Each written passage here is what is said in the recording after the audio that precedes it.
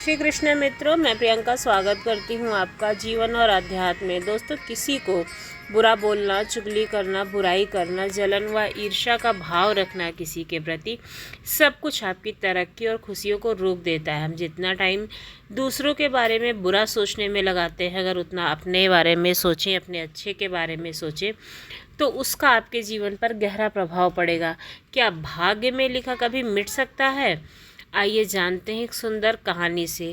भाग्य में जो कुछ लिख गया है वो मिटाया नहीं जा सकता है, हाँ, अपने कर्म से परिवर्तित जरूर किया जा सकता है।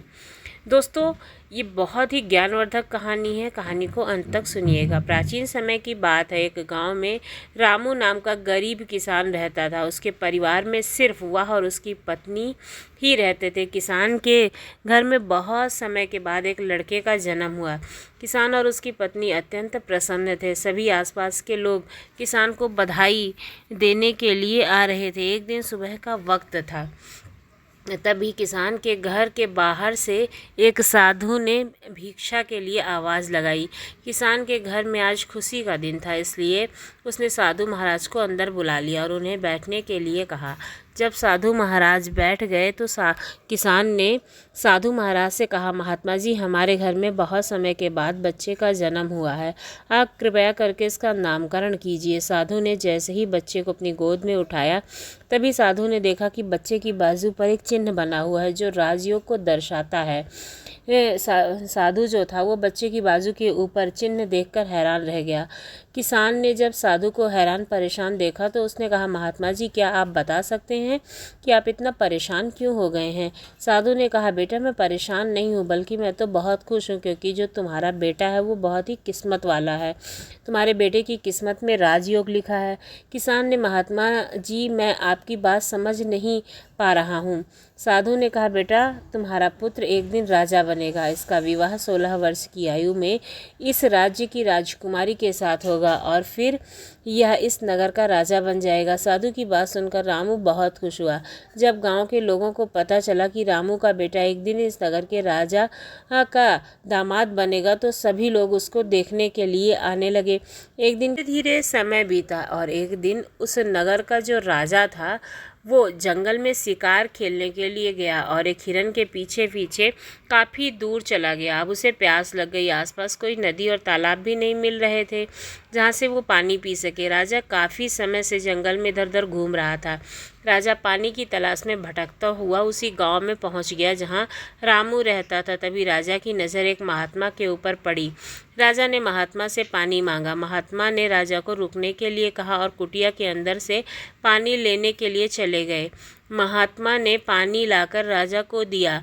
राजा पानी पीने लगा। पानी पीने के बाद राजा ने देखा कि बहुत सारे लोग बाहर इकट्ठे होकर जा रहे हैं। राजा ने महात्मा से उन लोगों के बारे में पूछा तो महात्मा ने कहा, यह सभी रामू के घर जा रहे हैं, क्योंकि उनके घर में बहुत ही किस्मत वाले बच्चे ने जन्म लिया है और एक साधु बाबा ने उसके बारे में भविष्यवाणी की है कि वह राजा का दामाद बनेगा।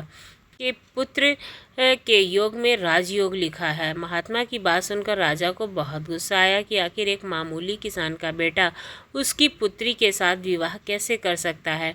राजा ने महात्मा से कहा, महात्मा जी, मैं इस राज्य का राजा हूँ और आप क्या सोचते हो, एक मामूली किसान के बेटे के साथ मैं अपनी पुत्री का विवाह कर दूंगा?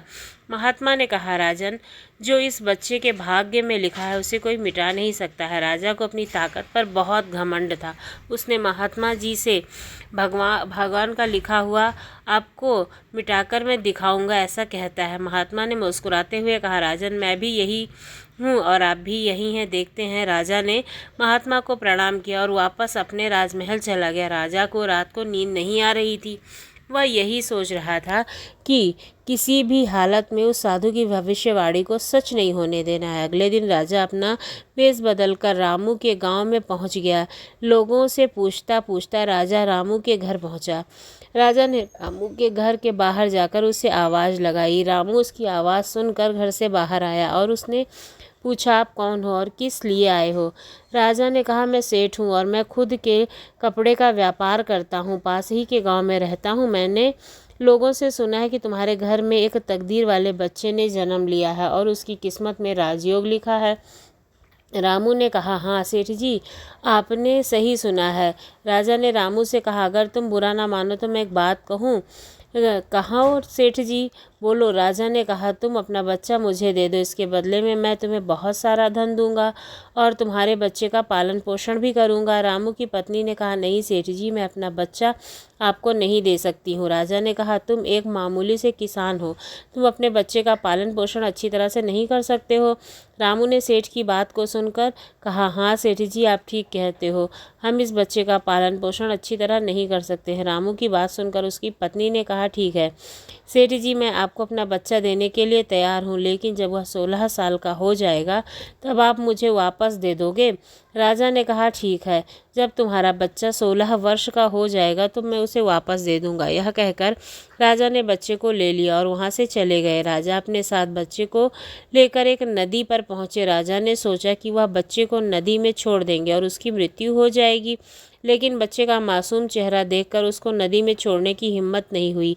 बहुत सोचने के बाद राजा ने लकड़ी का एक संदूक लिया और बच्चे को संदूक में बंद करके नदी में बहा दिया। राजा ने सोचा, संदूक गहरी नदी में जाकर अपने आप ही डूब जाएगा और यह बच्चा मर जाएगा। यह सोचकर राजा अब निश्चिंत होकर वापस राजमहल में चला गया कि अब यह बच्चा नहीं आएगा और बेटी के साथ इसकी शादी भी नहीं होगी। मैंने भाग्य का लिखा हुआ मिटा दिया। उधर उस संदूक को बहता हुआ नदी के किनारे जा पहुंचा, जहां पर एक धनवान सेठ सूर्य देवता को जल दे रहे थे। उस सेठ ने जब संदूक को खोलकर देखा तो उसके अंदर एक बच्चे को देखकर हैरान हो गए। उस सेठ की कोई संतान नहीं थी। सेठ उस बच्चे को अपने घर ले गया।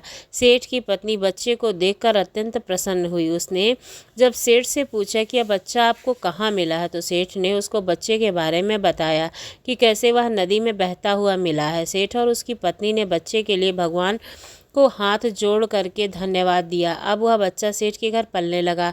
सेठ ने उस लड़के का नाम सूरज रखा। इसी तरह धीरे धीरे 16 वर्ष बीत गए। सूरज बहुत ही समझदार और बुद्धिमान था।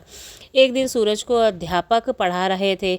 अध्यापक जो कुछ भी पूछता सूरज तत्काल उसका जवाब दे देता। यह देखकर अध्यापक ने सूरज को कहा कि तुम तो बहुत ही समझदार और ज्ञानी हो, तुम आगे चलकर बहुत बड़े आदमी बनोगे। अध्यापक सूरज की प्रशंसा कर ही रहा था, तभी वहाँ से वही राजा गुजर रहा था जो किसी दूसरे राज्य में किसी काम से जा रहा था। राजा ने जब सूरज की तरफ देखा तो राजा वहीं पर रुक गया।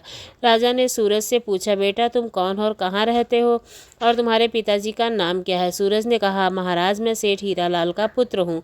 यह पूछकर राजा वहाँ से चला गया। अपना कार्य करने के पश्चात राजा वापस आया तो वह सेठ हीरालाल के घर गया और उसने हीरालाल से कहा, तुम्हारा बेटा बहुत ही समझदार बुद्धिमान है। सेठ हीरालाल ने राजा की बात सुनकर कहा, महाराज मैं उसका असली पिता नहीं हूँ, मैंने तो सिर्फ पाला है उसे, लेकिन वह मेरे बेटे से भी बढ़कर है। राजा ने सेठ हीरालाल से पूछा, क्या यह लड़का आपका पुत्र नहीं? तो फिर लड़का आपको मिला कहाँ से? सेठ हीरालाल ने राजा को सारी कहानी सुना दी, कैसे वह उसे बहते हुए पानी में एक संदूक में मिला था। जब राजा ने सेठ हीरालाल की बात सुनी तो वह चौंक गया। राजा समझ गया कि यह बच्चा वही है जिसे मैंने 16 साल पहले नदी में फेंक दिया था। राजा और सेठ हीरालाल अभी बातें ही कर रहे थे कि वहाँ पर सूरज आ गया। राजा ने सूरज को देखा जो उसने सेठ हीरालाल से कहा, सेठ जी मुझे आगे किसी काम से जाना है, अगर आप अपने बेटे के हाथों मेरी एक चिट्ठी महारानी तक पहुंचा दें तो मैं उसको सोने की 50 मोहरें दूंगा। सूरज ने यह सुनकर राजा से कहा, हाँ महाराज क्यों नहीं, मैं आपकी चिट्ठी ज़रूर पहुंचा दूंगा। राजा ने चिट्ठी में चुपचाप एक संदेश लिखा और चिट्ठी के ऊपर मोहर लगा दी और चिट्ठी सूरज को पकड़ा दी और कहा कि बेटा यह लो, यह रानी तक पहुंचा देना।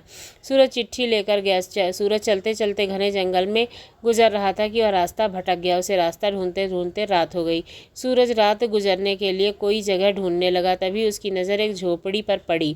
सूरज ने सोचा कि मैं रात यहीं पर बिता लेता हूँ। यह सोचकर सूरज घोड़े से नीचे उतरा और झोपड़ी के अंदर चला गया। जब सूरज अंदर गया तो उसने देखा कि वह बुढ़िया औरत खाना बना रही है। बुढ़िया औरत ने सूरज को देखा तो उससे पूछा कि बेटा तुम कौन हो और बिना इजाज़त अंदर क्यों आए हो? सूरज ने अपने बारे में बताया, वह रास्ता भटक गया है इसलिए रात गुजारने के लिए यहाँ पर आया है। सूरज की बात सुनकर बूढ़ी औरत को उस पर दया आ गई, लेकिन फिर बूढ़ी औरत ने सूरज से कहा, बेटा तुम्हारा यहाँ रुकना ठीक नहीं है क्योंकि यहाँ डाकुओं का अड्डा है। अभी कुछ देर में डाकू आने वाले हैं, यदि उन्होंने तुम्हें यहाँ देख लिया तो तुम्हारे लिए परेशानी खड़ी हो जाएगी। सूरज ने कहा, नहीं लेकिन माताजी, इतनी भयानक रात में मैं कहीं और जा भी नहीं सकता। मैं बाहर गया तो जंगली जानवर मुझे खा लेंगे। इससे अच्छा है कि मैं यहाँ कोने में जाकर लेट जाऊँ। यह कहकर सूरज कोने में जाकर लेट गया। कुछ समय बाद डाकू अपने घर वापस आए। डाकुओं ने जब घोड़े को बाहर देखा तो बूढ़ी माता से उसके बारे में पूछा। बूढ़ी माता ने उसको बताया कि इसका नाम सूरज है, यह बहुत ही नेक दिल बच्चा है और यह राजा के काम से राजमहल जा रहा है। जब डाकुओं ने यह सुना तो उन्हें कुछ संदेह हुआ। राजा की हरकतों के बारे में वे जानते थे, इसलिए उन्होंने सूरज की जेब से चिट्ठी निकाली और उसे पढ़ने लगे। जैसे ही डाकुओं ने वह चिट्ठी पढ़ी तो वह सब समझ गए कि बूढ़ी माता ने उससे पूछा, चिट्ठी में क्या लिखा है। उसमें एक डाकू ने बताया कि चिट्ठी में लिखा कि जैसे ही यह लड़का तुम्हारे पास पहुँचे, इसको उसी समय मरवा देना और दूर कहीं दफना देना। यह काम मेरे पहुंचने से पहले हो जाना चाहिए। बूढ़ी माता ने जब यह बात सुनी तो बोली कि यह राजा कितना दुष्ट है, जिनके हाथों चिट्ठी भिजवा रहा है उसी को मरवाने का आदेश भी दे रहा है। यह सोचकर बूढ़ी माता ने सोचा कि मुझे यह मासूम को बचाना होगा। उसने डाकुओं से कहा। जब डाकुओं ने दूसरी चिट्ठी लिखकर उस चिट्ठी में बदल दी और वापस सूरज की जेब में रख दी। इसके बाद डाकू वहाँ से चले गए। सुबह होते ही सूरज उठा और बूढ़ी माता को धन्यवाद देकर वहाँ से चला गया। सूरज कुछ समय के बाद ही राजमहल पहुँच गया। उससे चिट्ठी महारानी को दे दी। महारानी ने चिट्ठी को पढ़ लिया। यह लड़का बहुत ही बुद्धिमान और ज्ञानी है। यह राजकुमारी से विवाह करने लायक है, इसलिए मेरे आने से पहले ही तुम इसका विवाह राजकुमारी से करा दो। फिर महारानी सोचने लगी कि आखिर ऐसे कैसे महाराज किसी से अचानक से राजकुमारी का विवाह करा सकते हैं, लेकिन फिर भी उसने देखा कि चिट्ठी पर राजमोहर भी लगी हुई है, इसलिए लड़का झूठ नहीं बोल सकता है। यह सोचकर महारानी ने राजकुमारी का विवाह उस युवक से करा दिया। कुछ दिनों के बाद जब राजा वापस आया तो उसे पता चला कि उसकी पुत्री का विवाह उसी युवक से हो गया है। यह सुनते ही राजा गुस्से से आग बबूला हो गया और उसने महारानी से पूछा कि तुमने यह सब क्यों किया। जब महारानी ने बताया कि महाराज, जैसा कि आपने चिट्ठी में लिखा था मैंने वैसा ही किया। राजा ने महारानी को चिट्ठी दिखाने के लिए कहा। जब महारानी ने चिट्ठी दिखाई तो राजा ने चिट्ठी में कुछ और ही लिखा पाया। यह देखकर राजा ने गुस्से में सैनिकों को कहा कि जाकर सूरज को पकड़ कर ले आओ। और सैनिक तुरंत गए, सूरज को पकड़ कर ले आए। राजा ने गुस्से में सूरज से कहा, तुमने धोखे से मेरी पुत्री का विवाह तो कर लिया, लेकिन मैं तुम्हें अपना दामाद नहीं मानता हूँ। सूरज ने राजा की बात सुनकर कहा, लेकिन महाराज, मैंने तो आपके साथ कोई धोखा नहीं किया है।